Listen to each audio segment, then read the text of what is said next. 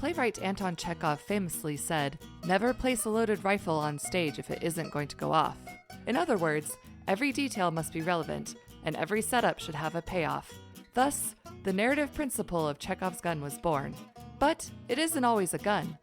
Chekhov's Whatever is a podcast where myself and guests watch a movie and try to predict what role Chekhov's gun will play. Welcome to Chekhov's Whatever.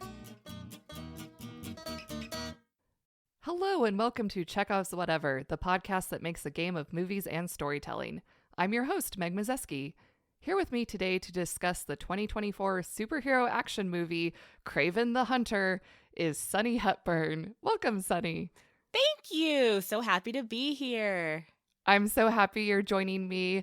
Like many of my other guests, I met Sunni through the Lady Pod Squad Women Podcasters Network. Sunni co-hosts a podcast with her sister Brandy called the Book of Lies podcast, all about real-life liars, frauds, fakes, and phonies. I really like their podcast because it's a true crime podcast, but it's not the really heavy true crime of like your murder podcast. Right. I mean, you guys do cover some murders, but it's mostly like frauds, scams, catfishing. Sunni, why don't you tell the listener a little bit more about it? That's exactly right. We do. We've all been scammed in our lives.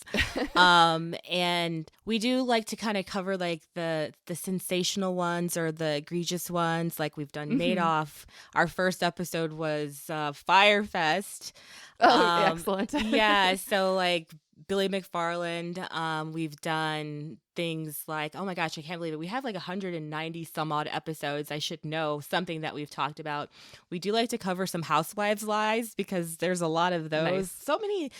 So many court cases with them, with fraud and deception and promissory notes. Like those we like to cover it all. We like to have fun, and we try and keep it light because life is so heavy. I get you. Yeah, it's a really fun podcast. I highly recommend that everyone listen to it. And also, I am very envious of Sunni's beautiful garden. I always see these pictures on Instagram, and I'm like, look at those vegetables. Look at those vegetables. Yes, that's also another one of my passions. The thumb is green over here, so I do. I love growing stuff. So I've got some artichokes growing, asparagus, garlic. What else? I might have some oregano kicking it out front. I'm looking forward to this spring. I need to actually get started on planting some seeds and inspiring all to grow something.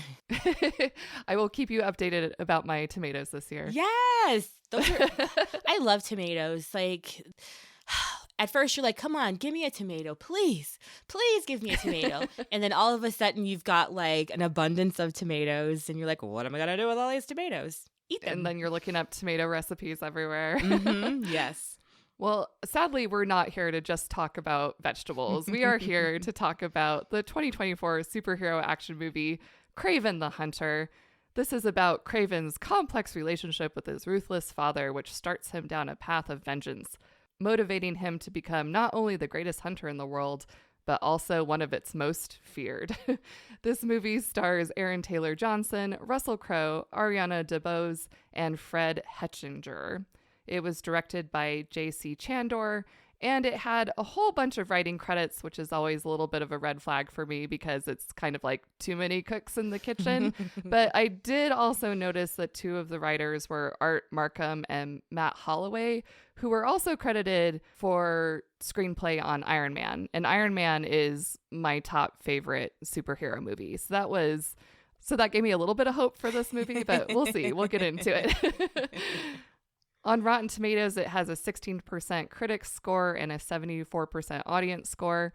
I'm always interested when movies get really divided scores like this because I'm like, which side of the aisle will I fall on? Sunni, did you have any expectations for this movie? Were you looking forward to it? Was it on your radar? Actually, no, it was not on my radar. I was actually talking to my sister about it. She was like, isn't that like a period piece? Like she was thinking of like Barbarians because it's like Kraven the Hunter. And I may have heard about it, but I had no idea until you were like, hey, this is what we're going to do. And then I was looking into it, and what was his name? The lead actor, Aaron? Was it? Aaron Taylor Johnson. Taylor Johnson. I was like, oh my gosh, where have I seen you? Because you're easy on the eyes, fella. Oh, yes. Yeah, I was just like, oh, I saw him in Bullet Train, right? Yes. I love him in Bullet Train. I do too. So when I realized it was him, I was like, okay, I'm very excited for this movie. I'm so glad to hear you say this because I felt bad that I foisted this movie upon you because my main reason for watching it was also Aaron Taylor Johnson. I was like, look, he's hot. Yes. Simple as. Yes. I saw commercials with, the abs a rippling, and I was like, I kind of want to see this movie now. Oh my gosh, yes. So I'm about that life, so you've definitely got the right girl. Okay, good. And I almost, I didn't. I'm going to kind of give a spoiler, but I was like, Chekhov's abs? Is that is that what I'm going to have to, put on my list? These abs. I feel like they had a payoff for me personally, but I guess we'll see when we get into it. Are you a superhero movie person? I do enjoy Marvel. I do like DC too. So yes, I would definitely say I'm a superhero connoisseur, a fan. Me too, for sure. So Kraven is one of those films that is kind of in the limbo of superhero movies because it's technically not an MCU movie. It's technically not a part of the Marvel Cinematic Universe. Right. It is part of what Sony is calling Sony's Spider-Man universe, which doesn't quite have the same ring to it. But this includes all the Venom movies, the Morbius movie, and Madam Web. So Kraven joins this sort of infamous lineup of movies. Okay. I'm kind of mixed about those movies. For sure. So I saw Madam Web and I enjoyed its campiness. It's one of those movies where I could recognize that it was frankly a pretty bad movie, but I still enjoyed watching it. Right. So I was hoping for that with Kraven as well. Okay. I had no expectations going in. I did see Madam Web also. I saw it in the theaters and I entertained it and watched it at home. I just was left wanting so much more. I did enjoy it. But I was like, I want more. Of all of those movies I just listed that might potentially get a sequel, I feel like Madam Web might get a sequel and I would watch it. I'm in agreement with you for sure. Okay, so we're going to get into the movie itself, but before we do that, here's a quick overview of how Chekhov's Whatever works. This is a podcast where myself and the lovely guest watch and review a movie that's new to us. We also play a game where we try to guess what Chekhov's gun will be and how it will play out later in the movie. Chekhov's gun is a plot element that must have a setup and a payoff. That setup usually happens early in the movie, and the payoff typically comes later toward the end of the movie.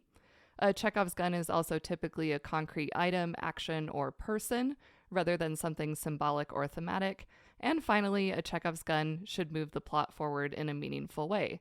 We get 2 points if we correctly identify a Chekhov's gun. We also get an additional point if we correctly guess how that Chekhov's gun will pay off. And finally, we lose 1 point if we incorrectly identify a Chekhov's gun and its role. And then whoever has the most points at the end wins. All right, let's get into it. Kraven the Hunter. We start on the snowy, remote Russian landscape with an overhead shot following a prison transport vehicle. At a pit stop, one of the prisoners wanders away, and this is where we meet our main character, Sergei Kravenov, aka Kraven the Hunter, as played by Aaron Taylor Johnson. When he's getting back onto the transport vehicle, we get a close-up of a tattoo on his neck. And this is actually my very first Chekhov's Whatever. I am calling it Chekhov's neck tattoo. If you've listened to previous episodes, you know that I usually zero in on a Chekhov's gun because there's a literal zoom in on something. So there was a zoom in on this tattoo and I was like, that's going to be important. My guess is that this tattoo signifies that he's in some sort of secret society of hunters or something like that. Mm-hmm. And later on in the movie, he's going to have to prove his identity, and this tattoo will help him do that. They arrive at the prison, and Sergei follows prison rule number 1, which is beat up the biggest guy on your first day to assert your dominance. And he takes it a step further. He beats up a couple of big burly guys. I actually have, I think I have a gun. Perfect. So I put it as Chekhov's cellmate/roommate. Okay. He comes in there and he's like, I hate roommates. He's like, I hate roommates too. What's up?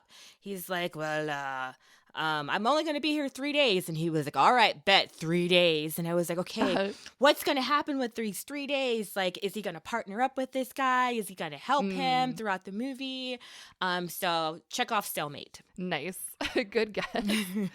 So yeah, Kraven's not making many friends. He argues with his cellmate. He gets in a fight with those tough guys. But because of beating up those big guys, this does earn him an audience with Chorney. This is a prison gang leader and a notorious crime boss / arms dealer. I see I have another one in that one. Yes. I was like, Chekhov's chessboard. Because he had a chessboard right in front of him.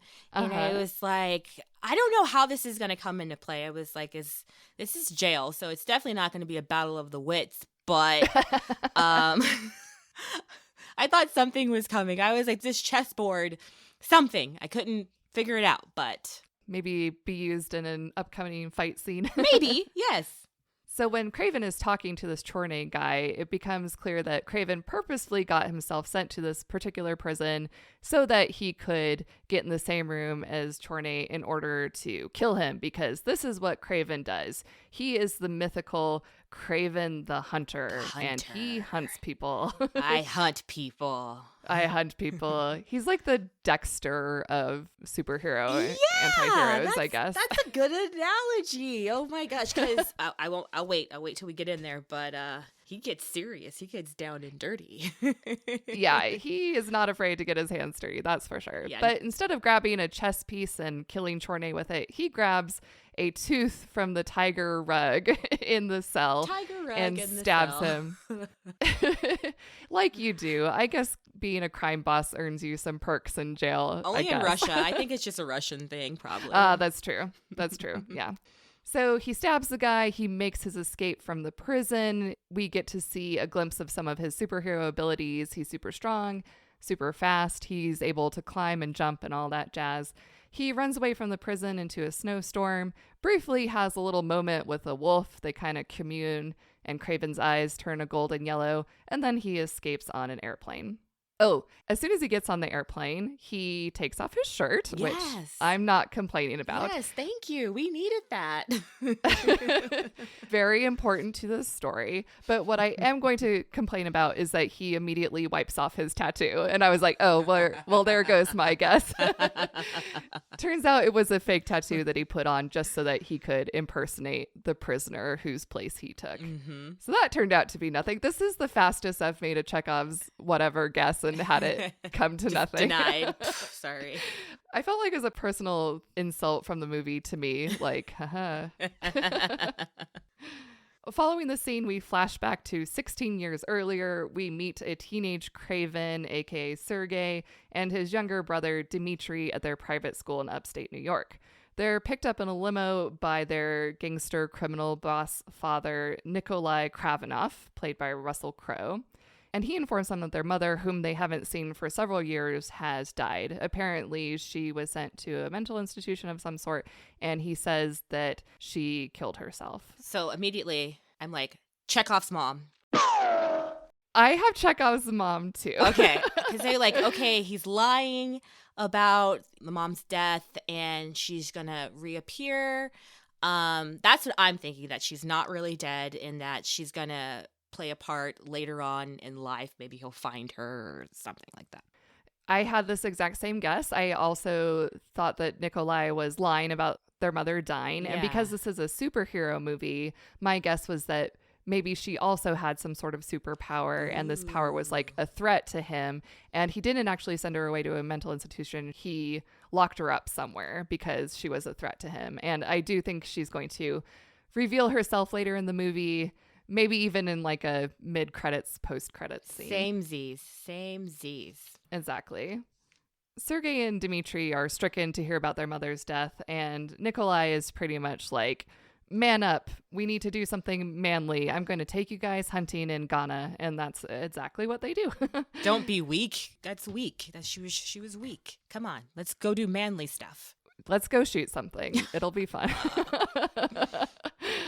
We go to Ghana where we meet a young Calypso and her grandmother who shows her how to use tarot cards.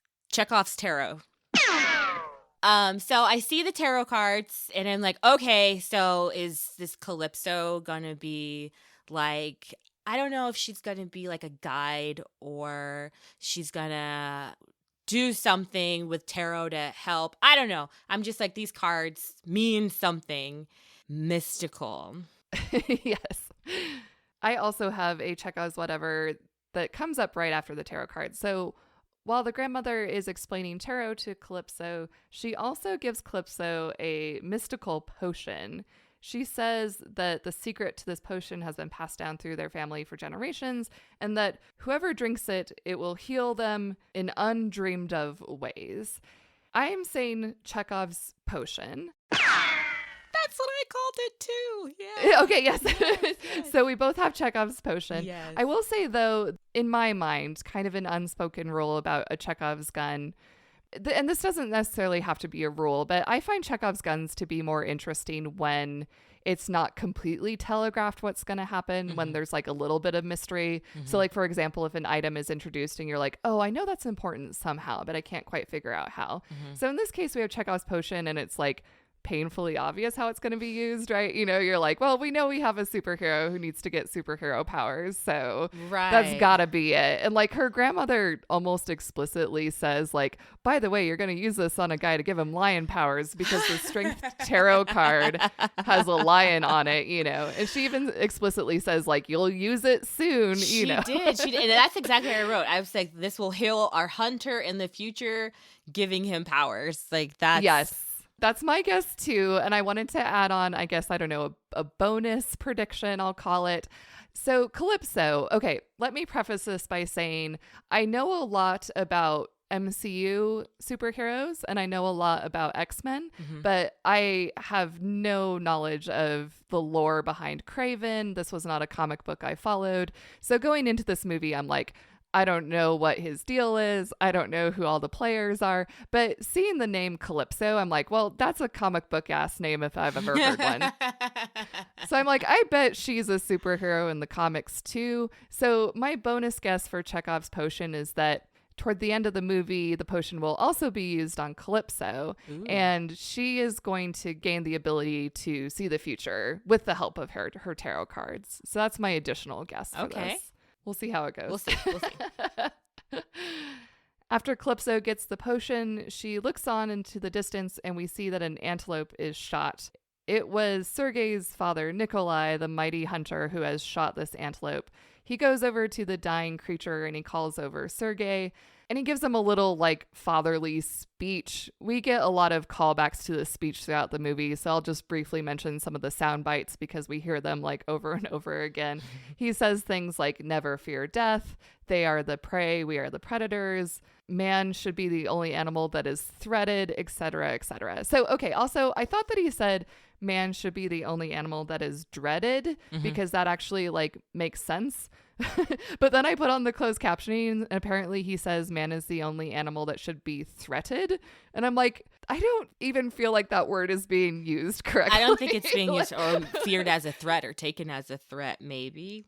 I guess that's what he means, but I'm just like, you don't have a good catchphrase, dude. It's Russian. It's fine. Yeah. Okay. Yeah, you're right. There's probably something lost in translation there. And the whole time that he's trying to get Sergei to be more manly, he's also putting down Dmitri as being weak and unmanly.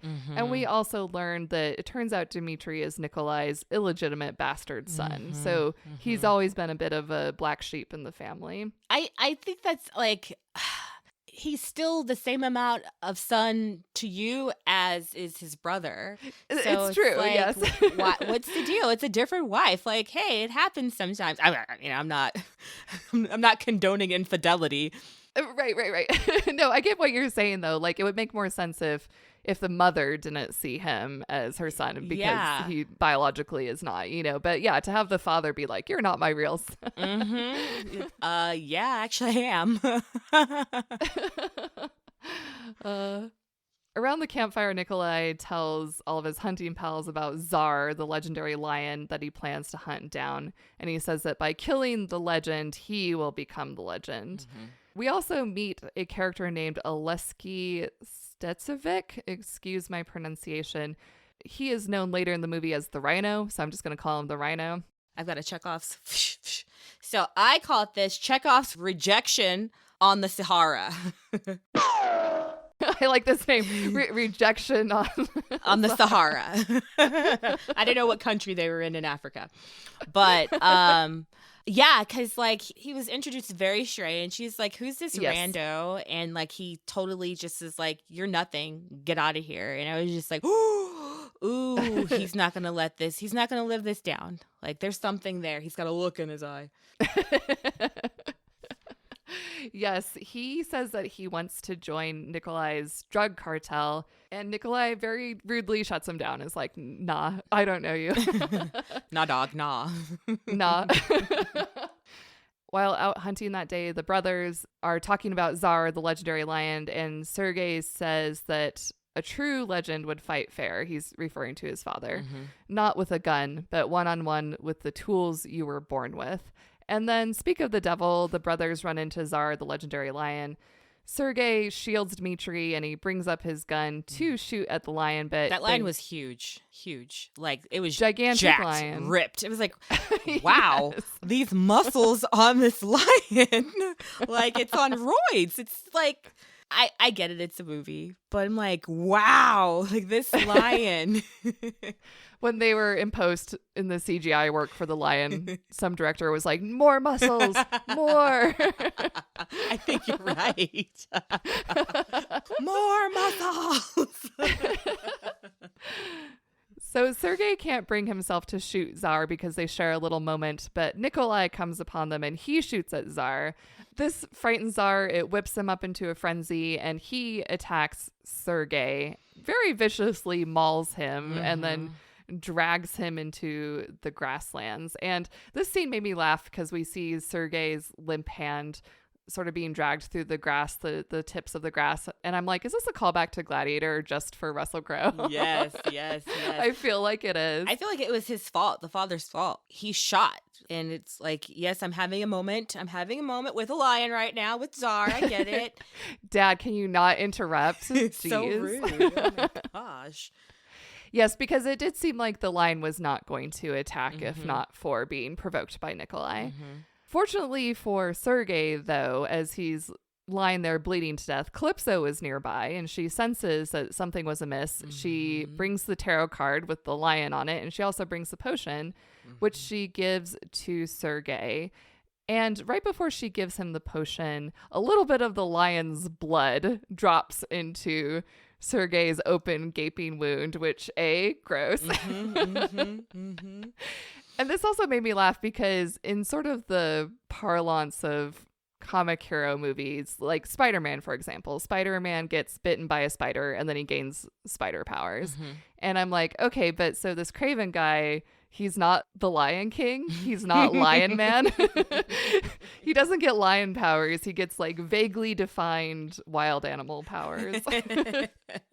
He's the king of the jungle. So, the jungle king has to have all kinds of different abilities, You're right. It does turn out he's like very Tarzan-y in his abilities when communing with the animals. Yeah. And as Sergei is being airlifted away to the hospital, Calypso slips the strength tarot card into his pocket. When he's in the ER, unfortunately, the surgeons are not able to save him and they declare him dead. But while he's laying there dead on the operating table, he gets visions of the lion and of wild animals, and then he gasps back to life. The potion has saved him. Nikolai pulls his son out of the hospital and they return to their family home outside of London.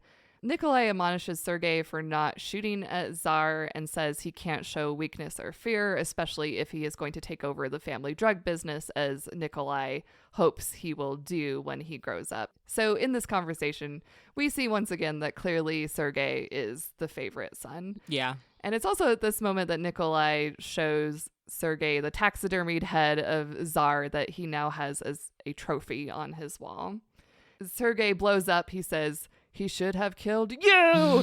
And this line read just really made me laugh because I was like, that's some acting for sure. But this is the last straw for Sergei. He decides to run away. As he is running away from their home, he is stopped by Dmitri, who is basically like, hey man, don't leave me here alone with our dad, he sucks. And Sergei is like, yeah, I know, but I gotta get out of here. And he talks fondly about a place they used to camp in the remote wilderness with their mother, and he decides to run away to there. This place sucks, bro. I gotta go. Yeah. Sergei does run away. He goes to far eastern Russia, maybe Siberia. It's a little bit unclear exactly where he is. And then he really does have his own Lion King moment because a herd of wildebeest-like oxen start stampeding toward him. But instead of running away, he stops and cowers, and the lead musk ox, he also shares a moment with him, this one-horned musk ox. I think it's like, hey, bro, I think you're like us. I think I see something inside you, obviously. Let me just do you a favor and make sure you don't get trampled in our stampede here. And, we're good, right? We're good. Okay. See you later.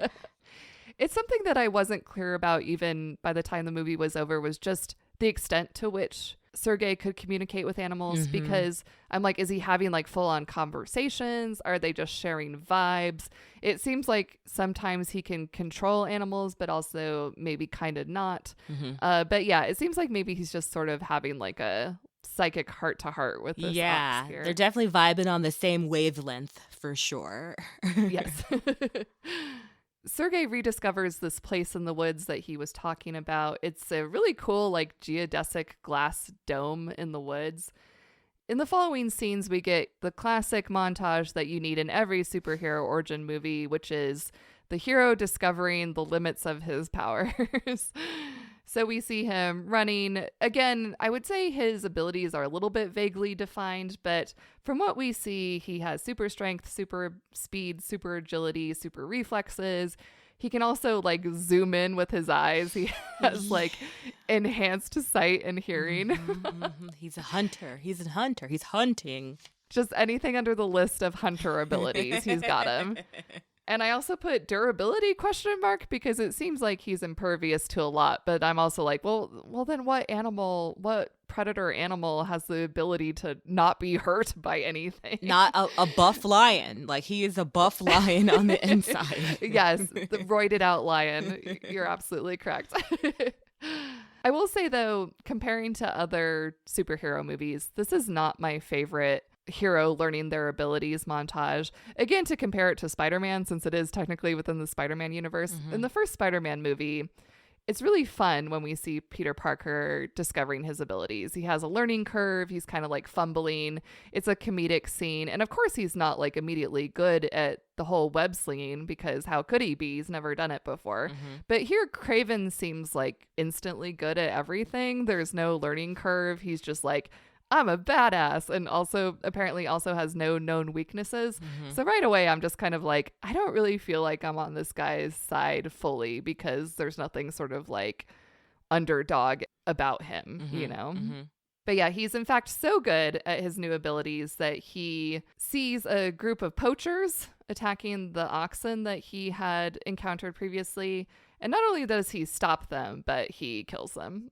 Yeah, it's a bit much on his first day, Yeah. I was just like, whoa, like what are we gonna do here? And he took it there. I was a little shocked. He's a kid. He's like a teenager, and he just instantly is like, yep, I'm gonna kill these guys. Yeah. It's like, well, you killed them, eye for an eye. And like I picked up on the, it's not sensitive in nature, but like, you respect the animals, and it's like, I'm not just hunting them with a gun, like, make it fair, and like his compassion for animals. Like I see that, but he definitely took it beyond Yes. And yeah, I do feel like this is maybe a good point to mention that the original Kraven character is a villain. He's a villain to Spider-Man. Like, the reason that he's pitted against Spider-Man is that, he's this great hunter, and he thinks that if he's able to take down Spider-Man, that'll prove that he's truly the best hunter. So I guess we aren't fully supposed to get behind this guy, but that's the thing. It's like, well, the movie doesn't really commit to being like, he's a villain, if anything, he's an anti-hero. So we very much get a gray area in the movie where he does, I would say, some questionable things that aren't really questioned by the movie. The movie is like, yeah, no, he's totally justified in his really violent vigilante justice, and I'm like, okay, but as the audience, I don't know if I agree with that fully. Right. Like in the beginning, like with the prison scene, right? So like he breaks out of jail, immediately flips a guard over the rail onto like probably his death, killed a few guards on his way out. So it's like, yeah, exactly. It's like he has his code and it's like, well, I guess his code is a little squishy about which humans deserve death and which ones don't. But yeah, so we've now wrapped up his origin story. We flash forward to the present day. Kraven goes straight from his prison escape to his secret forest hideaway. We see that in the meantime, he's sort of made it his base of operations. And while he's fishing in the river by hand, he listens to a voicemail from his younger brother, Dmitri.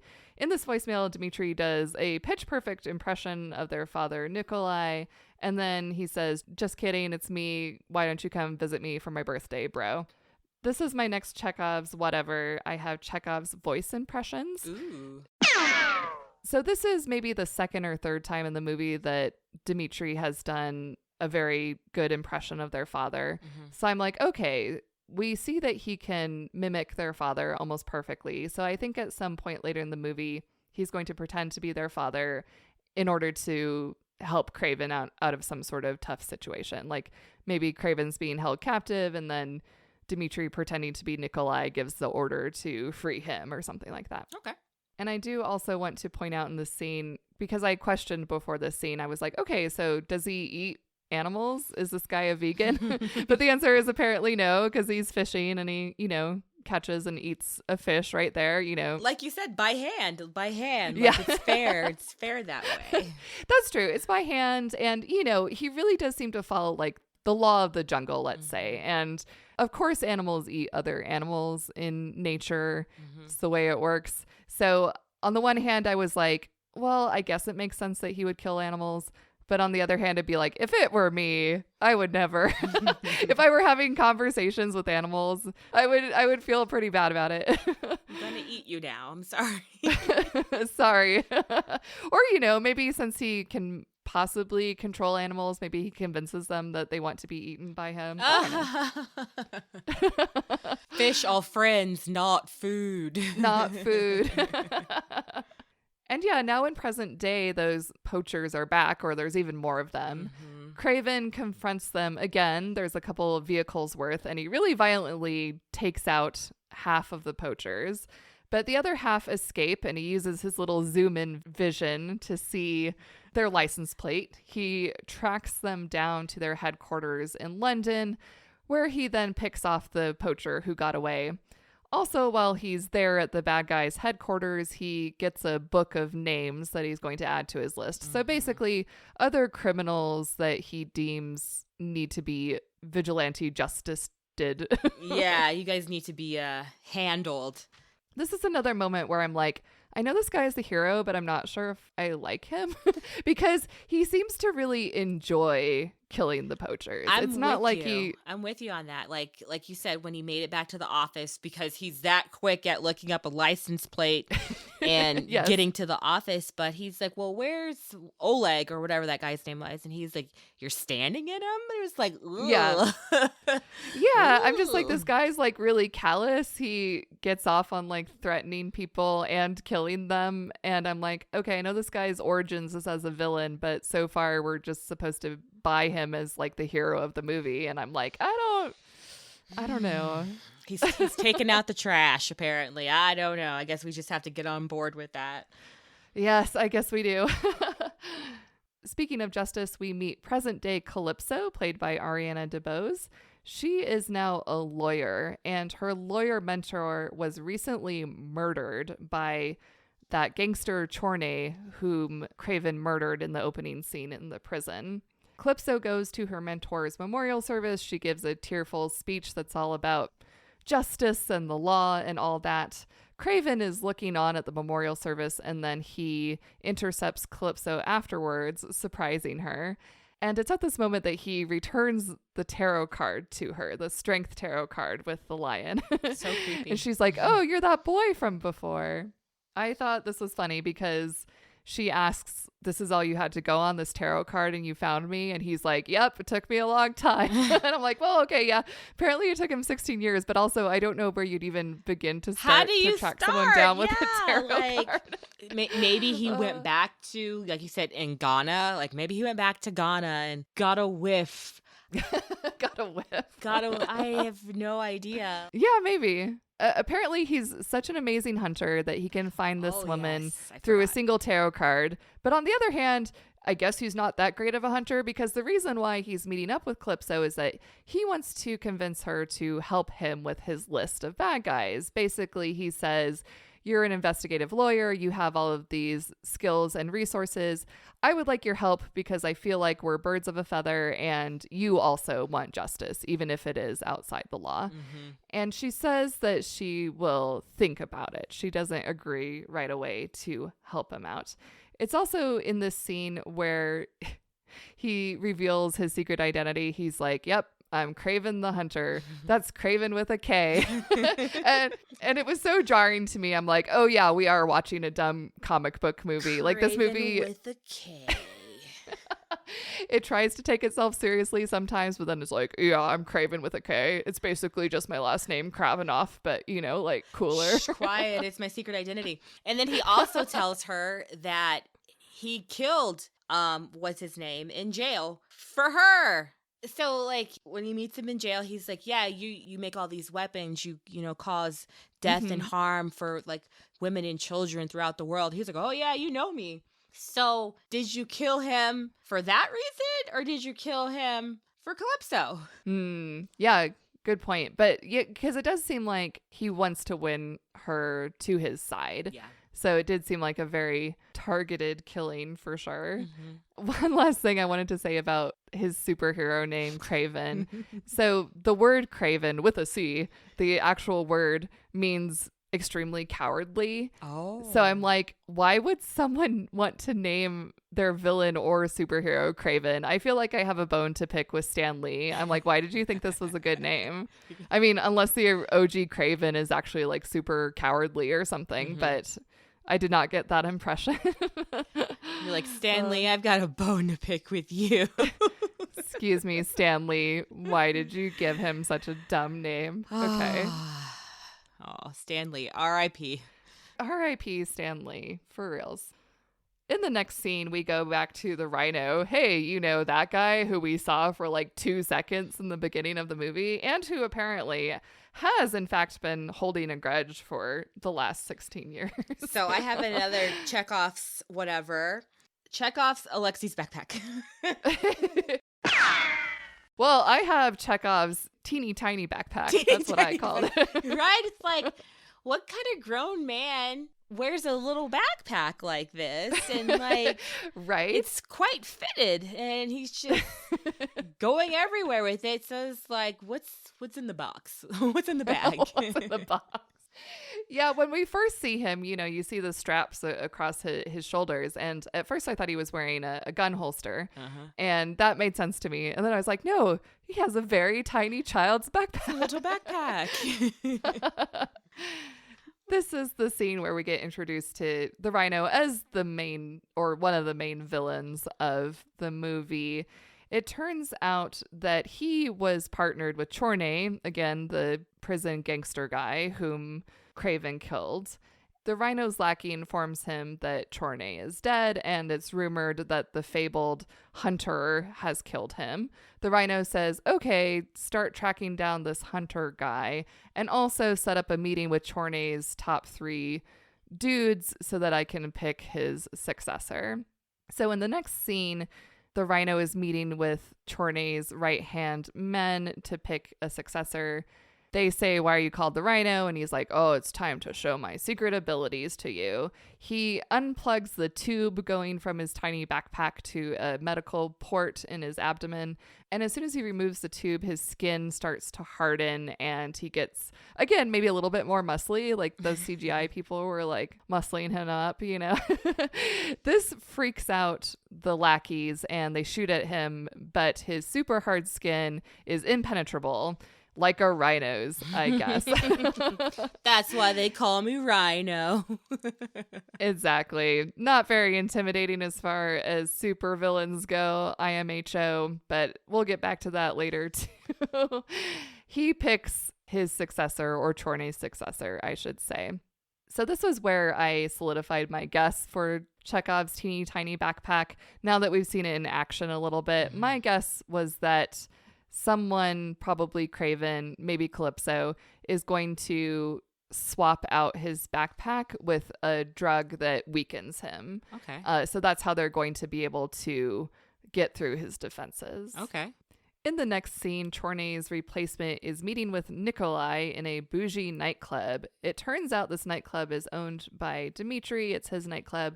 And he's there crooning and singing at the piano. Apparently, he also does some good Frank Sinatra impressions, and Nikolai comments that he is like chameleon. And this is for apparently all the comic book nerds out there. And it's also foreshadowing stuff that happens at the end of the movie. But I am not the particular comic book nerd that got this reference, but I don't know. Maybe you listening did. I definitely went beyond my head and I was like, I did clock the line, though, and I was like, oh, I have hope for my Chekhov's whatever about the Chekhov's voice impression.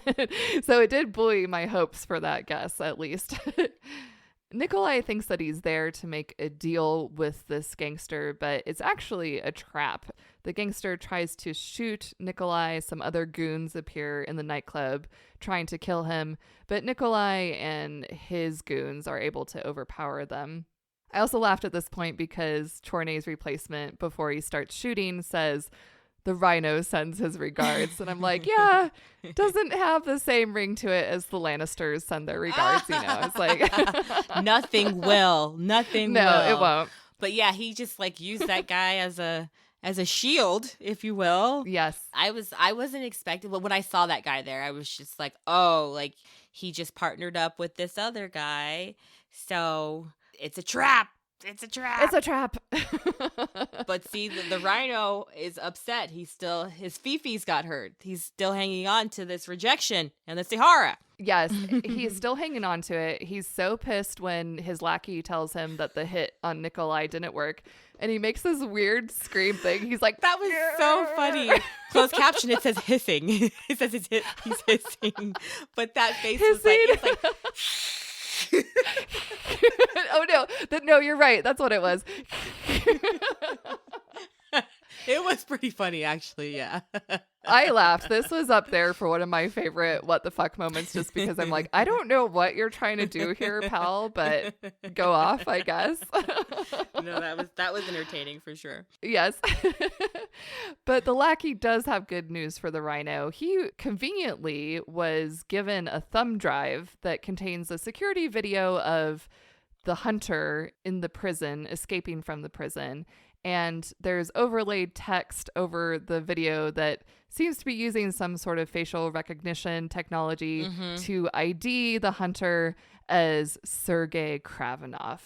This is good news for the Rhino, and he puts the foreigner on the case. This is yet another superhero villain guy with vaguely defined powers, but very vague. Yeah, very vague. But the best I can gather is that he is able to freeze time for those around him for 3 seconds. That's the foreigner. One. Like, why does it have to end in death though? Like, why? Like, yeah, he kills a lot of people unnecessarily, but he is the bad guy. So he is the bad guy. That's his role. Okay.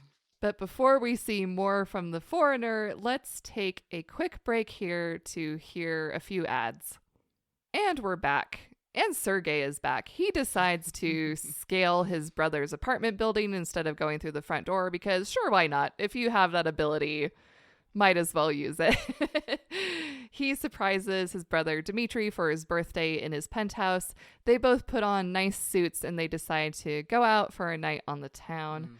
As they are entering Dmitri's nightclub, Sergei bumps into a couple that's exiting the club, and he comments on the woman's perfume, but this actually outs her partner as a cheater because it turns out, oops, she wasn't wearing perfume, and she slaps the guy. She was going to find out anyway.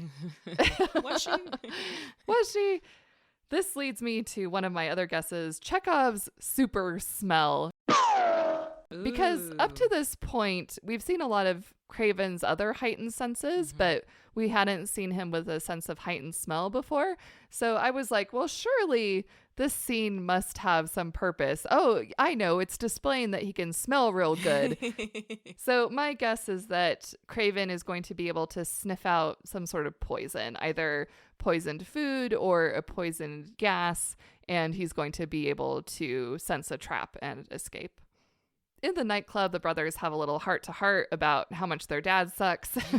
And speak of the devil, he crashes the party. Nikolai toasts to their future together as a family. He says he wants Sergei by his side, but Sergei ain't having it. He only comes back to London for his brother's birthday because he feels bad about abandoning him to their father.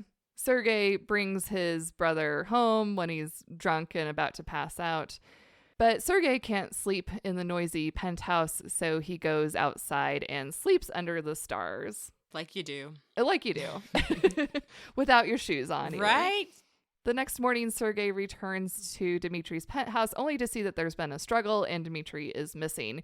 He rushes over to the window and sees Dmitri being dragged into a van. And one of the kidnappers drops a cigarette on the ground before they drive off.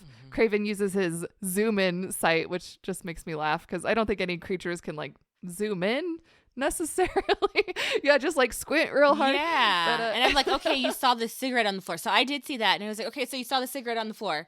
Okay. But I was expecting him to like actually go and like pick it up and like sniff it or something. That's what I was expecting. That's what I thought too. So I had just had the guess about his super smell. And then when he sees the cigarette, I was like, oh, he's going to smell the cigarette. He's going to be able to track them through smell. So yes, I had the same thought, but no. The cigarette just lays there as Kraven rushes off, following the vehicle in hot pursuit. And I will have to say, this is probably my favorite scene of the movie. I thought it was a good chase scene. I thought that the choreography of the chase scene was good. And I also enjoyed it because I think it's maybe the most interesting display of Kraven's powers, because I was like, even though Kraven says that he thinks you should only fight with the tools you've been given, even though he said that in the beginning of the movie, he doesn't actually do this throughout the movie. You know, he's shooting people, he's stabbing people, he's hitting people with toxic blow darts. But in this scene, he has no weapons. It's just him. And in fact, he doesn't even have shoes. Yeah, so, no shoes. I was like, my feet would have been all beat up. Yeah, there's so many scenes where he like slides around the corner and it's like screech, and I'm like, gone. Oh man, Skin your feet is gone from your feet. That's what I was imagining. I was just like, my feet hurt for you. You know those like baby foot chemical peel you can do for your feet? Oh, yeah. It's like instant baby foot every time he screeches around one of those corners. So baby soft. But like you said, like you saw like his powers, like when he was running up the stairs, he was running up the stairs like on all fours, like galloping up the stairs. So I was like, oh, okay. Yeah. So for that reason, I really liked this scene because it's like, yeah, I can see he's like at his most animalistic. He doesn't have any human tools at his disposal. He's running around with bare feet. I thought that was cool. I would have liked to see more of that throughout the movie. And I did really like, I guess, the sound design of this scene, because you can just hear his bare feet slapping on the pavement. It's like slap, slap, slap.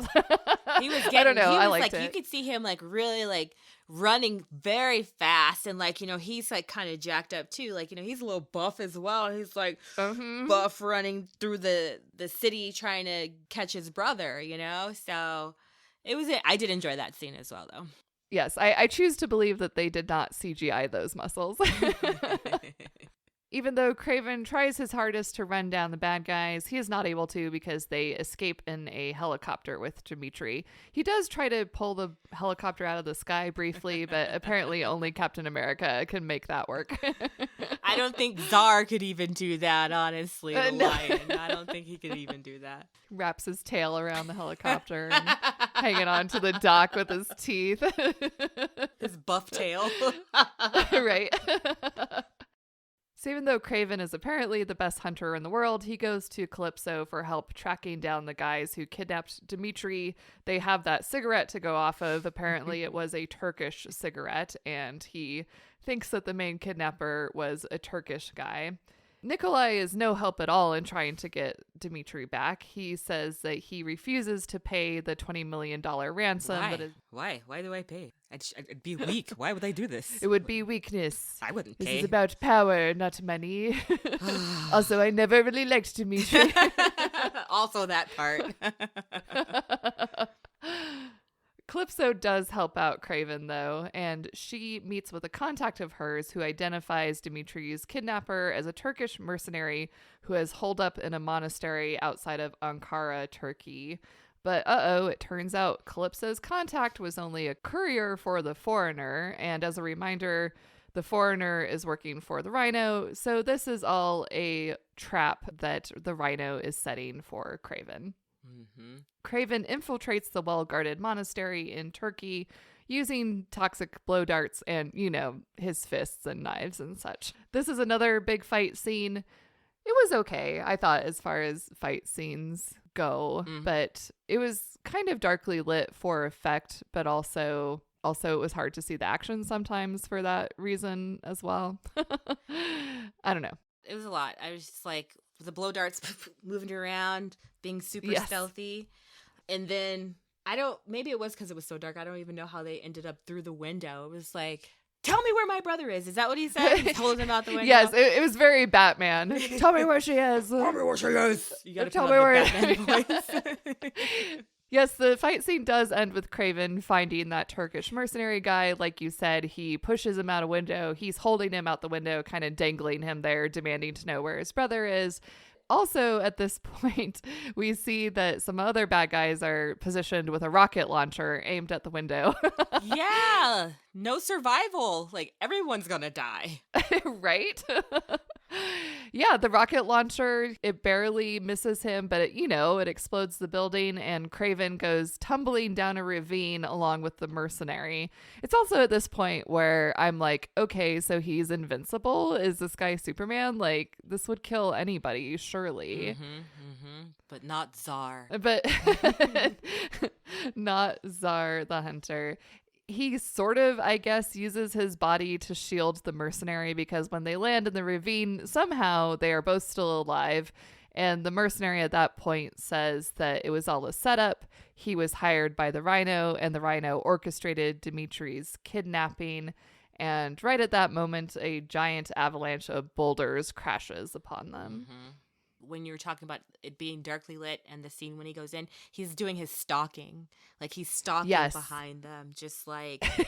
If he turned his head like another degree, he'd see the guy. It was like, wow, you're very confident in your stalking game. This was very funny to me because it was very much video game logic. It was like, oh, as long as he doesn't get in the bad guy's line of sight, they won't notice him. It was very Metal Gear Solid, as long as you don't aggro the bad guys, none of them will notice you. Apparently the bad guys could only see. They couldn't hear or sense or feel anything around them. They were just oblivious. They were just like, whatever, we're having a good time in this Turkish monastery. We're good. So yes, it's true. The Rhino has kidnapped Dimitri, and he tries to manipulate him to his side. He keeps telling him stuff about like, yeah, your father's a piece of shit. He never loved you. I am also someone who's been underestimated. Maybe you should join my side. Oh, and by the way, we never intended to kidnap you. We were there to kidnap your brother, Sergei, because he's the hunter. And Dimitri's like, what? No way. Lies. But the Raven, there's no one named the Raven. The Rhino? Craven? I combined, Rhino and Craven. Yeah, the Raven. The Raven. But the Rhino proves that he's telling the truth by showing Dimitri the same video he was shown of Kraven in the prison, which is apparently enough to convince Dimitri. The Rhino also at this point explains a little bit more of his superpowers. He, not wanting to be weak, sought out this doctor in New York who gave him these drugs that were supposed to make him more powerful, but they also had this sort of unintended side effect of giving him this indestructible skin that's also incredibly painful, which is why he doesn't have his super skin out all the time, why he suppresses it with the drugs in his backpacks. His feeder bag. Didn't he call it a feeder His bag? feeder bag, yes. Yeah, maybe we should change our guest to Chekhov's feeder bag. Chekhov's feeder bag. That's what was inside the tiny backpack. The Rhino extends an offer to Dmitri to be his partner in crime, and Dmitri says, "No, I would never betray my family," but obviously we are setting up Dimitri's heel turn as a villain here. It's very telegraphed that Dmitri is going to turn into a bad guy at some point. And surprise, Sergei's not dead. No way. I thought for sure he was crushed by all those rocks. Absolutely. That was surely the end of Kraven the Hunter. But no, he survived the boulders. He calls Calypso and warns her about the trap that the Rhino laid, and he said, "The Rhino's going to come for you too." So he brings her out to where his secret base is in eastern Russia. He's like, "I got an airplane for you. Just go to the airport and hop on this plane." And she's like, "Okay, because there's 5 guys who just walked into my building who look like they don't belong here," is what she says. Danger. And I'm like, how can you tell that? She can only see like the tops of their heads, and they're like wearing suits. She's very quick to judge about who should be in her building or not. She might need some sensitivity training. But yeah, she does agree to hop on that plane. And of course, she takes her handy tarot deck and her magic potion with her. While they're in Russia, they are briefly attacked by a snow leopard, but it's kind of like a playful sort of fight, and Kraven overpowers a snow leopard. He says that he has known about her ever since she was a cub, but now she's all grown up. And I would say Calypso is like strangely nonplussed by this. She just kind of watches and she's like, "Huh, you're a lunatic." And I'm like, okay, but at this point in the movie, Calypso has never seen his powers. She's only heard of him and what he's done. And then she sees this guy attacked by this leopard, and she's just like, okay. "Oh, you're a psycho." Like you said, "Oh, you're a lunatic." She gave me Yes. just like Black Woman vibes. Just like, "Oh, I'm in a mess right now. I got to get up out of here with a lunatic." You know? Yeah. She's like, "Why did I agree to this? Okay, he's hot. I'll give him that, but he is a little bit crazy." Right? You just hopped on someone's plane. You just got trafficked. Come on. Yeah, she's probably having some second guesses now about what she's done. I have another Chekhov's snow leopard. So the funny thing about Chekhov's gun, the original concept, and the way that it often appears in movies is that a Chekhov's gun is usually just a weapon of some kind. So I feel like this is the role that the snow leopard will play, is that Kraven is going to call upon the snow leopard's help in a battle, and the snow leopard is going to fight by his side, because he does seem to be sort of pals with the leopard as far as that goes. Meanwhile, we cut back to the Rhino's headquarters, where the foreigner shows up and tells him, surprise, Kraven's not dead, but that's okay. He knows where he is because he was able to source the toxin on the darts to a plant that only grows in a certain part of Siberia. So he thinks that that is where Kraven's hidden base is. He has to be, of course. It's the only place this weird crushed plant peas, grows. right? Or something like that. Yeah, Like, some kind of pea. I think it said rosary peas. rosary peas. Yes. Mhm, Of course, mhm. only in Siberia. I did not bother to look up whether that was comic book bullshit or whether it was an actual thing. Is this real? Inside the geodesic dome, Calypso discovers Kraven's cache of weapons, and she briefly tries out his compound bow.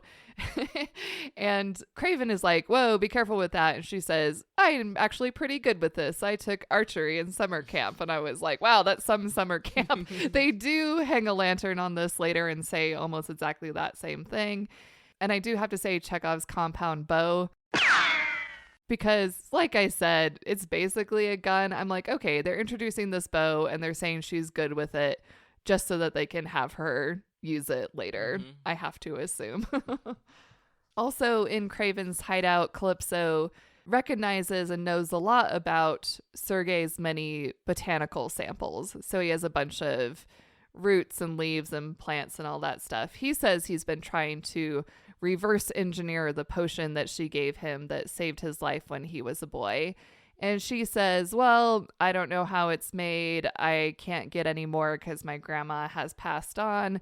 But it's pretty clear that she's hiding something from Sergei. Maybe she's not telling the whole truth because she seems to think that his abilities are a double-edged sword. And she basically warns him about, with great power comes great responsibility. Mm-hmm. The Rhino and the Foreigner are closing in on Kraven's secret base. They are now in Siberia as well. The Foreigner shows the Rhino this weird special gun he has that he's going to use to take out Kraven. He says that it has a toxin that brings on your worst nightmares and then paralysis and then death. Death. Again, I was like, well, obviously this is going to be used at some point in the battle, but I decided not to make it a Chekhov's gun guess just because I don't know why I didn't, but I was like, I don't know. I just felt like it's too obvious. Like, well, they're talking about this gun. They're introducing his powers. Of course, it's going to be used to shoot someone. I don't know. Mm-hmm. And also, like, a lot of times with Chekhov's gun, usually the setup comes a lot before the payoff. Mm-hmm. And I was like, well, they're clearly like queuing up for the big fight, the big finale fight. Mm-hmm. So I'm like, this gun is going to go off very soon. So I feel like also for that reason, there was not enough weight between the setup and the payoff. Right. I It was guess. just like, I've got a gun. I'm going to shoot you with it. Ping, ping. Yeah, the through line is very direct. The Rhino makes the same deal to Sergei that he made to Dmitri. He calls him up and he's like, hey, be my partner. Sergei hangs up on him. So they're like, it's on. It's time for the big finale fight scene. He was asking everybody that. He was just like, be my partner? Well, Yeah, I that's want you true. to be my partner. Let's be partners. It's like, no, I don't want to be a partner. Yeah, the Rhino's goons, they set up a bunch of traps in the woods. And I'm like, come on, guys, that's not going to take out the hunter. I saw the bear trap because I'm thinking, honestly, I didn't know the story behind like Chekhov's gun. So I was thinking like, oh, it has to be like earlier in the film, the first act, right? But this is like the final fight, and I saw the bear traps, and I was like, is that one? Like, could that be one? But I was like, no, sit easy, girl. You don't want to get too many wrong points. Yeah, I feel like for the same reason why I ultimately decided not to have the nightmare gun be an official guess, I would say that tracks for your same reasons for the bear traps. It's like, well, it's going to go off in like 2 seconds, Yeah. And it does. The hunter very handily uses all the traps that have been set against the Rhino's goons.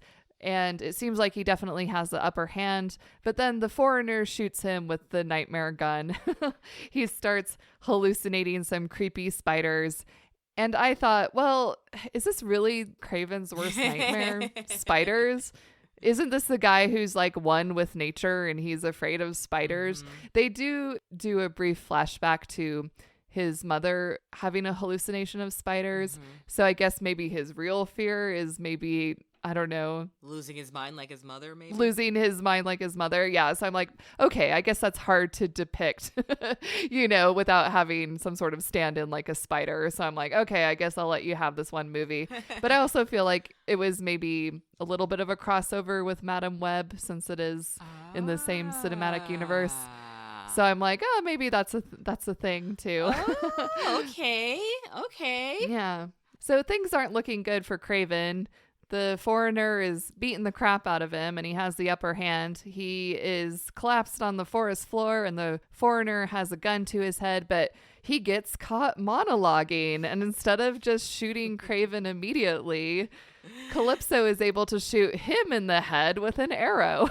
You got me monologuing.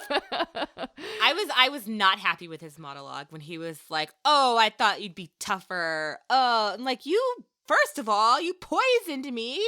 You've shot me multiple times. How is this fair?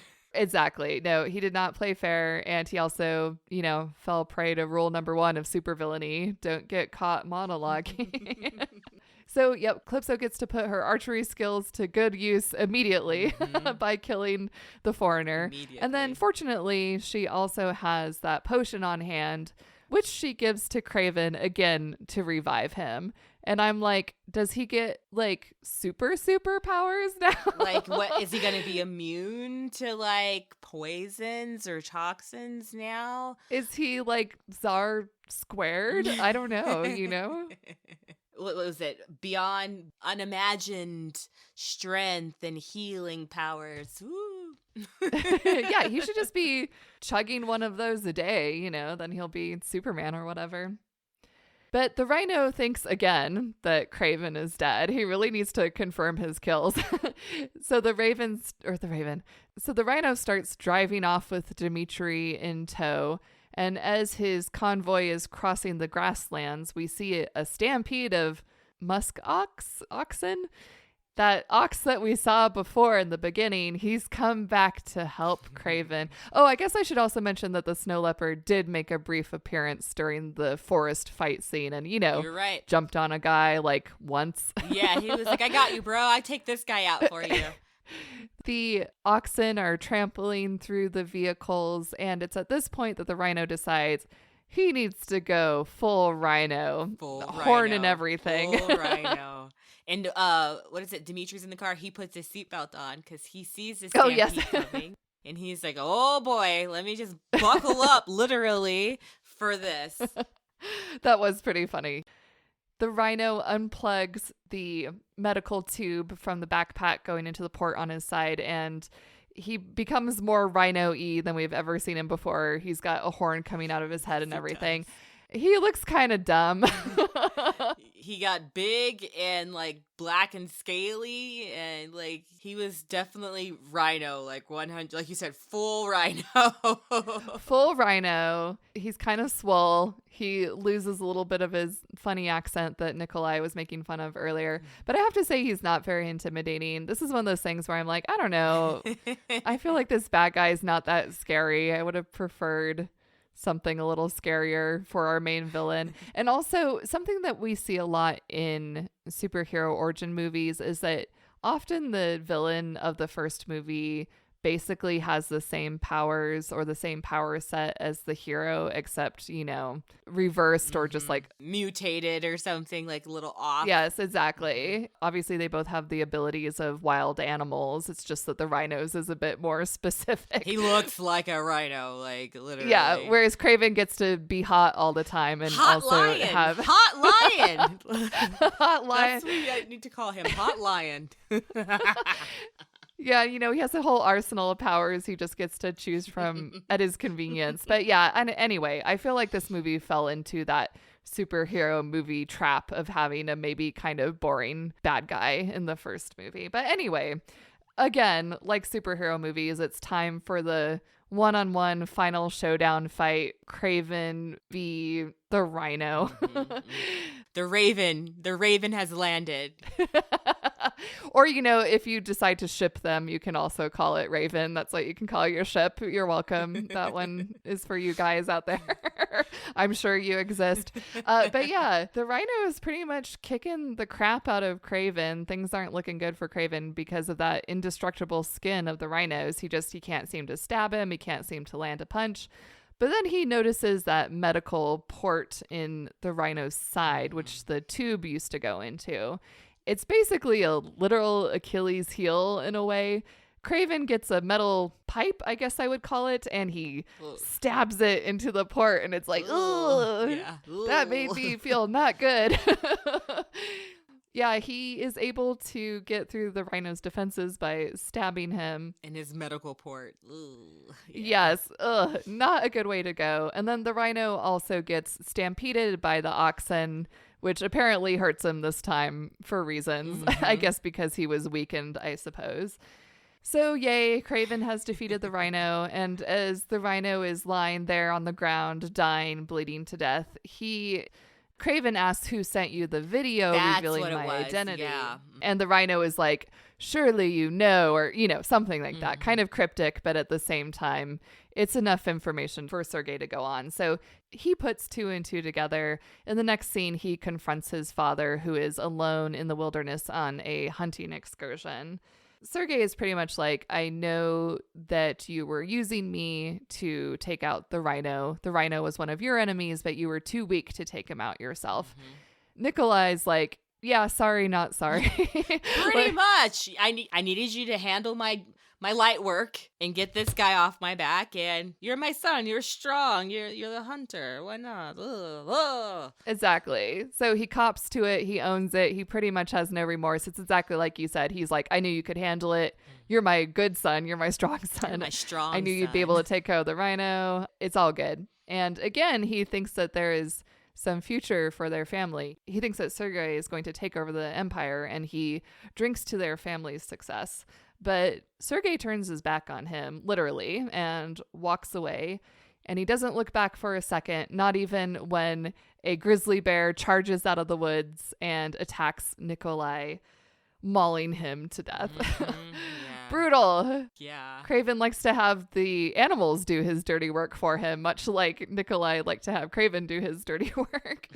It's a pot calling the kettle black now, isn't it? I didn't see him ending his father. I was just like, okay, he's going to be mad at his dad and be like, hey, I know what you did. Don't talk to me ever again. I'm over you. To see him out in the forest, and then I saw like the buck hanging in the tree. When you're hunting, you're supposed to like put the meat somewhere else, aren't you? Because it brings in the bears. Yeah, he should know better, the master hunter.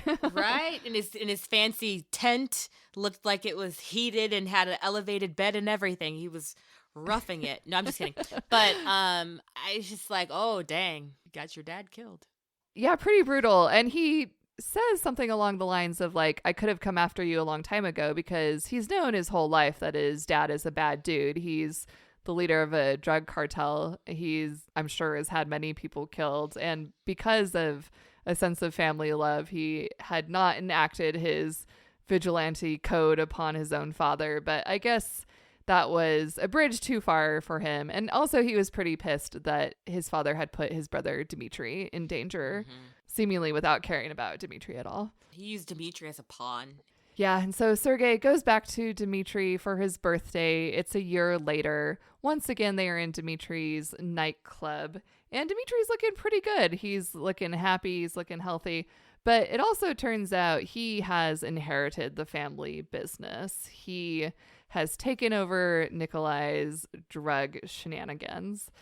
Sergei's not happy about this. He says, I don't want you to become like our father. You shouldn't be like our father. And Dmitri throws this back in his face. Like you were saying, the pot calling the kettle black. He's like, you're like our father. You're the one. He says, you're just another man hunting for a trophy. And I'm like, you know what? He's not wrong. He's got a point, Like you're throwing some valid blows at me right now. It's like, ooh. Yes. What Sergei hated most about his father is also, I guess, what he hates most about himself. And he can't seem to admit that he does actually have a lot in common with his father. Dmitri also reveals that he has been getting help from a mysterious doctor in New York. This is the same mysterious doctor who hooked up the rhino with his rhino drugs. Full rhino. Yeah.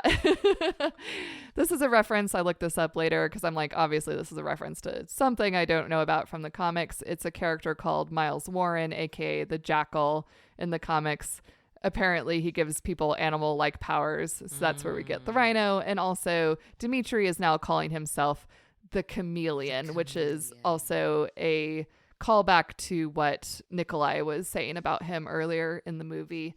Dmitri runs out of the club, and as Sergei catches up to him, he displays his newfound chameleon powers. He briefly changes his face into Sergei's face, and Sergei's like, whoa. But also, he had a pretty chill reaction to that. I think I would have been freaking out a little bit more. Well, it was giving a little Keanu, like, whoa.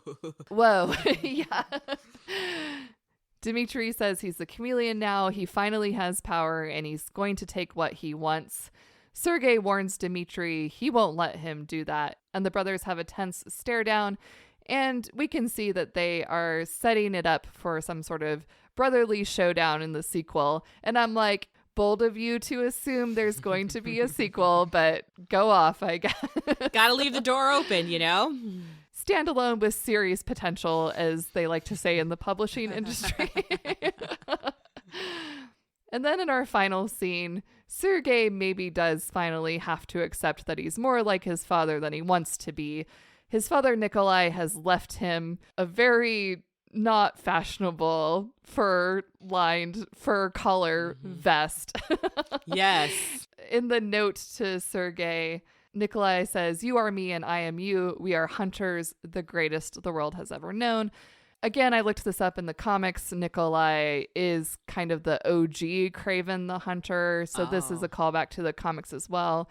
So I guess this was the vest that maybe Nikolai was known for. Like maybe this was like his superhero outfit, because it does seem to mean something to Sergei. I assume it means something to the comic book nerds in the audience who are tuned into this. Sergei puts on the vest. He accepts the mantle quite literally. Mm-hmm. And even though it looks really stupid, he still looks really hot. So 100%. I'm not going to complain. More movies should end with a shirtless Aaron Taylor Johnson, legs spread, smoldering at the camera. Yes, in a mirror at that too. He's like staring at the mirror, very just like leant back. He's like, "Damn, I look good." Yes, just like, oh my god. He's feeling himself in that vest. And it ends like that. It was like, wow. Okay. And there wasn't even a mid-credit scene or an end-credit scene, which I've come to expect of a superhero movie, but maybe the Spider-Man universe just doesn't do that. I don't know. I feel like some of them do, but I do tend to wait afterwards as well to see what do you got for me? Like, where is it at? Give me this Easter egg. Give me something else. Yes. And then when they don't, it's just like sad. Yeah. I'm deflated. I can't believe I watched 5 minutes of credits for nothing. I wasted my life for 5 extra minutes. So yeah, what did you think of this movie, Sunny? I did enjoy it. Like I do like we talked about, I do enjoy like comic book movies. This one was a little more on the graphic gore side. Yes. I feel like the warning when I first saw it, it was like strong bloody violence. And so they weren't kidding. They weren't kidding. Like I definitely couldn't watch it with my youngest, my 7-year-old, but I enjoyed it. My husband was playing along as well. He was just like, oh, this is going to happen in this, because he didn't really understand the game, but he was just making guesses. And I was like, okay, good for you. Sure, honey. I enjoyed it. Like you said, the main actor, like I could watch him run around without a shirt on all day. Like I have no problem with that. No problem with that at all. I would like to see another one to see what happens, but for you to reveal to me that Kraven's actually a bad guy, I don't know, because I was like, I can't root for this guy. He's just murdering people. Like, people are dying everywhere. Yeah. But he's hot, so I just don't know. Oh, no, he's hot. Yeah, exactly. So for a while, Sony was saying that they wanted to make a Sinister Six movie, and the Sinister Six is sort of like a collection of super villains that were enemies of Spider-Man. So this is a group that shows up a lot in the comic books. There's a lot of different iterations of the Sinister Six. Kraven is one of the original members of the OG Sinister Six. Morbius and Venom at other points have also been a part of the lineup of the Sinister Six. So it still seems possible that maybe Sony might be trying to go this route of having these, much like the MCU did, having the standalone origin superhero movies. Like, here's an Iron Man movie, here's a Captain America movie, and now we're going to bring them all together for the Avengers. Yes. So it seems like maybe they're trying to lead up to that, but I think a lot of that will be dependent on box office. And so far, aside from the Venom movies, none of these have performed particularly well at the box office. Morbius, Kraven, and Madam Web were all kind of flops. So I think it definitely remains to be seen whether A, Kraven will get a sequel, or B, whether we'll get a sort of team up anti-hero movie sort of in the vein of the Suicide Squad. I am interested. I am intrigued. Like, whoo, But they got to do it. Got to get someone out there to write it. Like you said, there was a bunch of writing credits. So do you think Yes. people are like writing on it? They're like, oh, let's give this to someone else to handle this. Oh, how do we get here? Like, Yes. Yeah, speaking of that and just sort of behind the scenes of like writing and all the stuff that happens before a movie's even made, and also Sony versus Marvel Entertainment, which is different from the Marvel Cinematic Universe, et cetera, et cetera. There's this really interesting book called MCU, The Reign of Marvel Studios, that really takes a deep dive into the nitty gritty of IP, which I know sounds like pretty boring, but listener, if you're at all interested in the MCU, it's a really captivating nonfiction book that made me finally understand why it's so confusing, why like Spider-Man can be in this movie, but he can't be in this movie, and he can be in this theme park, but he can't be in this theme park. And surprise, it's all because of capitalism. Money, licensing. Like, oh, you own this license for this long and I can't be over, like. Exactly. Licensing, distribution, merchandising, all of these rights belong to all these different corporations. Everyone wants a piece of the pie. It is interesting to see how the profit making decisions affect the artistic decisions of what gets made in the movies. But yeah, going back to the movie, I think I liked it maybe less than you did. But I will admit, I really like superhero movies, but I do feel like lately in the last several years, I've gotten into that stage of what some people call superhero fatigue. I just feel like every time I see a superhero movie, it feels very paint by the numbers to me. It feels like there's a list of boxes that need to be checked and there isn't actually that much like unique or exciting happening. And that's how I felt about Kraven. I was like, okay, this is your bog standard superhero movie. It has all the tropes you expect. It has all the boxes you would expect to be checked. So I guess at this point, any superhero movie for me has to do something a little bit different for me to really enjoy it. And also, like we were talking about, this guy's a villain, and I was never able to fully get behind him because he does seem to delight in killing people, and I don't... Or he doesn't show any remorse. There's no remorse. He doesn't show any remorse. He doesn't show any hesitation, really. Even when he's a child and he first kills those poachers, he's kind of like, yep, I was right to do that, and I have no remorse, and I'm not going to second guess myself. This is a similar reason why Deadpool isn't my favorite. I guess I'm just a little bit squeamish about glorifying violence, and I know a lot of movies do this, and this is maybe less guilty than other movies, but for those reasons, I wasn't totally in love with the Kraven character, even though I do love how he looks. Well, yeah, just look past it. Just look into his eyes. And his abs. Look into my abs. Look into my abs. I'll just say I was Kraven that hunter. Good job. Whole episode just for that corny joke. I apologize. All right. Well, I think that's going to do it for our thoughts on Kraven the Hunter, which means it's time to move on to tallying the points. Oh, yeah, baby. Our first Chekhov's whatever was my guess, Chekhov's neck tattoo, which immediately amounted to nothing. Subtracting points for that one. Next up was yours, Chekhov's cellmate, which also unfortunately did not have a payoff. None. No, going to subtract points for that as well. Same with Chekhov's chessboard. We both guessed Chekhov's mother. Sadly, we were both wrong about that. But were we? I felt like she was like echoing throughout the movie. But I know we were wrong. I know.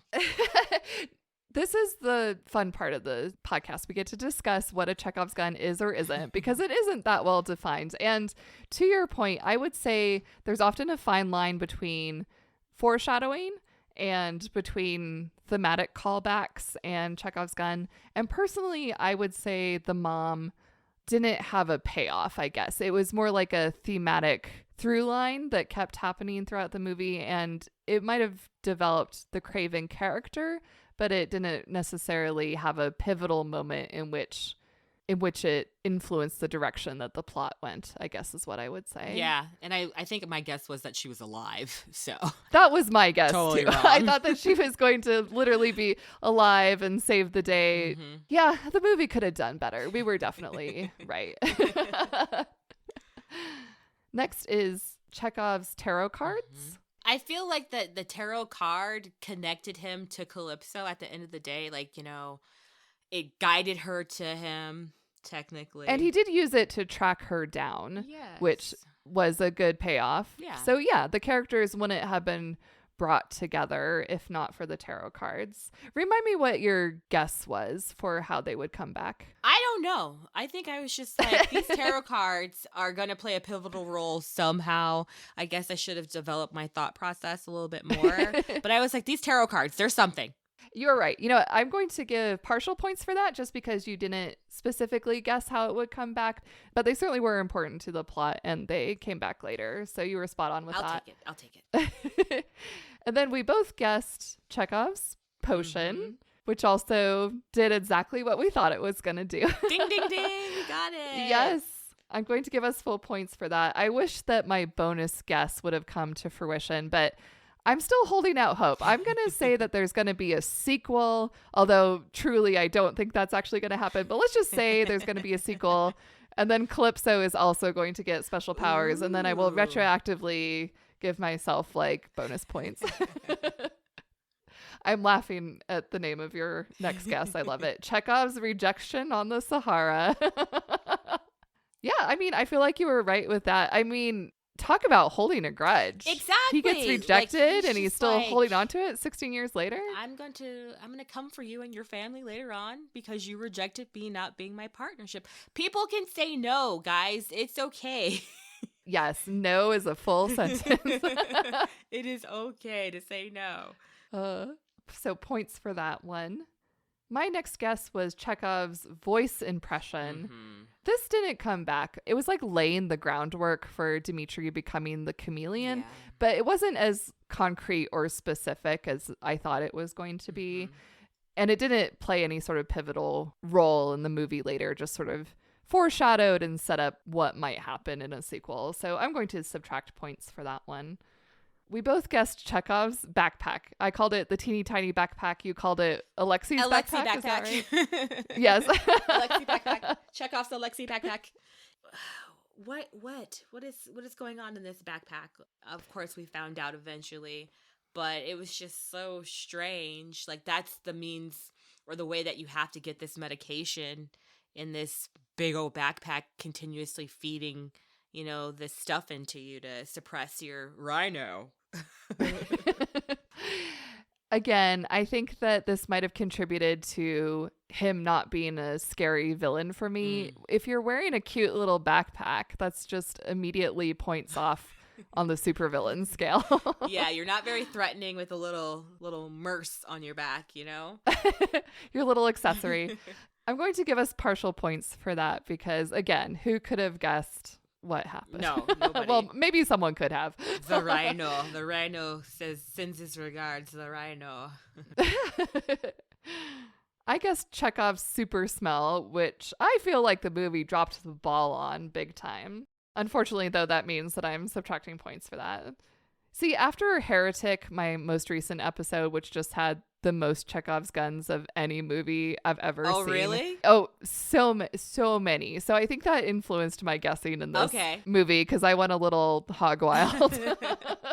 I made more guesses than I usually do. Okay, so for my next two guesses, I feel like I want to talk about them at the same time because they have a lot of the same earmarks, I would say. So Chekhov's snow leopard and Chekhov's compound bow. At the end of the day, I feel like I shouldn't have made these guesses because they were introduced so late in the movie. Right. And as we discussed earlier, typically a Chekhov's gun is introduced early in the movie, Act 1, and then the payoff is in Act 3. So in hindsight, I don't feel like I should have made these guesses because they were introduced very late in Act 3, and the payoff for both of these came pretty much immediately after their setup. Immediate gratification as to these things, yeah. So I feel like they didn't serve the function that a Chekhov's gun does ultimately. So I think I have to subtract points from these. Or maybe give yourself half points because as I was watching it, I was like, okay, this leopard, and I didn't do anything. I didn't say anything. And then also with the bow, I was like, oh, she picked up the bow. And it did have a payoff, and you were right. It did. But I think the rioters tricked us on this, and they added them at the end just to be difficult. Just to be difficult. Because he should have met the snow leopard. Maybe if he would have met the snow leopard when he first got there and met it as a cub, or maybe they cut that out. Maybe that's what they did. You know, that's a good point. I could see that happening. You know, he could have befriended the snow leopard way earlier in the movie, and then it would have been a more satisfying payoff to have the leopard fight by his side later. I agree with you. And as my way of sticking it to the movie, I guess I won't subtract points, but I'll just give myself 0 neutral points for those. All right, I'm going to add up our scores now. Oh my gosh, I'm so nervous. I know. I don't know who's won. I need to do the math. Okay, the points have been tallied. I had a total of 1 point. And Sunni is our winner with 7 points. Shut up. Congratulations. 7 points? Yeah. What? Oh my gosh. Excellent job. Wow. I take this very seriously. Now's the time for your acceptance speech. Thank you for allowing me to be here and allowing me to watch this film with you and to discuss it and allowing me to learn what a Chekhov's gun is. And win. But really, both of our thanks go out to Aaron Taylor Johnson's abs. Yes. Bravo. The true star of the movie. But no, my true thanks, go to you, Sunni. Thank you so much for joining me. That was a lot of fun. I really enjoyed having you on my podcast. No, this was a lot of fun, too. I'm glad we got to actually do this, finally. Yes, we got to finally meet, quote unquote. Mm-hmm. Well, until next time, where can listeners find you online? Oh, yeah. I am on the internet, aren't I? Like Meg mentioned earlier, I co-host a podcast, Book of Lies podcast, and we're on all the podcast players, all the things. We're on the social medias, on Instagram at Book of Lies. We joined Blue Sky. Yeah, you can find me there, and then you might find my other ventures out there somewhere else. Excellent. And I will put a link to Book of Lies in the podcast show notes. Thank you again for joining me, and thank you for listening. Until next time, bye. Bye. Thanks for listening to Chekhov's Whatever. Go to chekhovswhatever.substack.com to follow along with the podcast. If you're enjoying the show, be sure to subscribe on your favorite podcast app and leave a positive review. You can also find video clips and full audio episodes on YouTube, so be sure to like and subscribe at Chekhov's Whatever. And finally, you can send email to chekhovswhateverpodcast@gmail.com. All right, let's end this show with a bang.